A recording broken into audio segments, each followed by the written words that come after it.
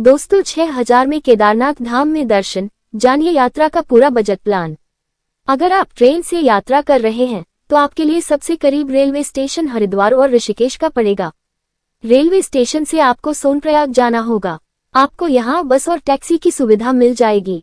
केदारनाथ यात्रा पर जा रहे श्रद्धालुओं ने रिकॉर्ड बना दिया है। अभी तक 11 लाख से ज्यादा लोग बाबा के दर्शन करने जा चुके हैं। हर साल लाखों श्रद्धालु यहां आते हैं। 2013 में आई त्रासदी के बाद भी लोगों का जोश कम नहीं हुआ। लोग हर चुनौतियों का सामना करते हुए वहां जाने के लिए आकर्षित रहते हैं। अगर आप भी केदारनाथ जाना चाहते हैं लेकिन बजट की डर से अपना प्रोग्राम टाल रहे हैं तो हम आपको बता रहे हैं सस्ते में केदारनाथ यात्रा का पूरा टूर प्लान। कैसे जाएं केदारनाथ? अगर आप ट्रेन से यात्रा कर रहे हैं तो आपके लिए सबसे करीब रेलवे स्टेशन हरिद्वार और ऋषिकेश का पड़ेगा। आपके शहर से ट्रेन का किराया आप जिस श्रेणी में सफर करना चाहते हैं उसके हिसाब से तय होगा। अगर आप दिल्ली से जा रहे हैं तो जनरल टिकट 200 रुपये तक मिल जाएगा। रेलवे स्टेशन से सोनप्रयाग जाना होगा।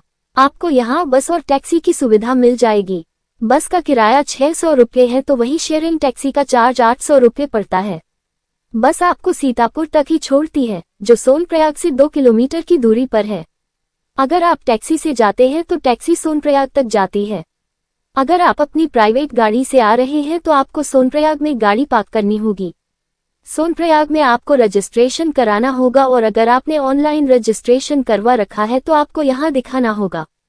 सोनप्रयाग से रजिस्ट्रेशन की प्रक्रिया के बाद आपको गौरीकुंड जाना होता है। गौरीकुंड के लिए सोनप्रयाग से टैक्सी मिलती है जिसके लिए आपको 50 रुपये देने होंगे। सोनप्रयाग से गौरीकुंड की दूरी करीब 6 किलोमीटर है। गौरीकुंड में रुकने के लिए आपको होटल और गेस्ट हाउस मिल जाएं। गौरीकुंड में करते हैं पवित्र स्नान। गौरीकुंड में आप गौरा माई मंदिर में दर्शन कर सकते हैं। यहाँ पवित्र स्नान कुंड भी है जहाँ से श्रद्धालु स्नान करने के बाद अपनी यात्रा की शुरुआत करते हैं। तप्त कुंड के नाम मशहूर इस कुंड में सर्दी के मौसम में भी गर्म पानी आता है। गौरीकुंड से आगे जाने के लिए अगर आप पिट्ठू या पालकी लेना चाहते हैं तो उसके रेट लिस्ट वहां लगे हुए हैं। अगर आपको घोड़े से जाना है तो आगे चलकर आपको घोड़े वाले मिल जाएंगे। अगर आप ट्रैक करके जाना चाहते हैं तो आपको वहीं से पैदल चलना होगा। गौरीकुंड से 3 किलोमीटर चलने के बाद सबसे पहले आता है चिरवासा भैरवनाथ जी का मंदिर। इस मंदिर से 1 किलोमीटर चलने के बाद जगनचट्टी पड़ता है। यहाँ रात में रुकने के लिए टेंट की व्यवस्था की गई है। यहाँ खाने पीने के सामान के साथ साथ मेडिकल कैंप भी है।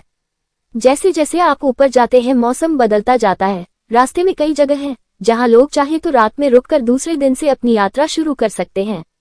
रास्ते में आपको ग्लेशियर भी देखने को मिलेगा। केदारनाथ मंदिर से 1 किलोमीटर पहले घोड़ा खच्चर पड़ाव आता है जहां से आपको 1 किलोमीटर चल के जाना होगा। हेलीपैड से थोड़ी दूर दर्शन टोकन का काउंटर है जहां से आप टोकन ले सकते हैं जिसमें दर्शन का टाइम लिखा होगा। मंदिर के बाहर आपको रुकने के लिए 500 रुपये से लेकर 1200 रुपये तक की टेंट मिल जाएंगे। टोकन में आपको जो टाइम स्लॉट मिला होगा उस तय वक्त पर आपको बाबा के दर्शन करने का मौका मिलेगा। महाकाल के दर्शन के बाद जैसे ही बाहर निकलेंगे बाईं तरफ है श्री ईशानेश्वर महादेव मंदिर जहां आप जरूर दर्शन करें। मंदिर के पीछे है भीमशिला। इसी शिला ने 2013 के केदारनाथ त्रासदी में मंदिर की रक्षा की थी। अगर मंदिर के गर्भगृह में दर्शन करना चाहते हैं तो उसके एक अलग से काउंटर बना हुआ है जहां से आपको 1100 रुपये का पास लेना होगा जिसके बाद आप मंदिर के गर्भगृह में जाकर दर्शन कर सकते हैं। शाम को 7 बजे बाबा केदारनाथ की खास आरती होती है। मंदिर के पास ही आदि गुरु शंकराचार्य जी की समाधि जिन्होंने इस मंदिर का निर्माण कराया था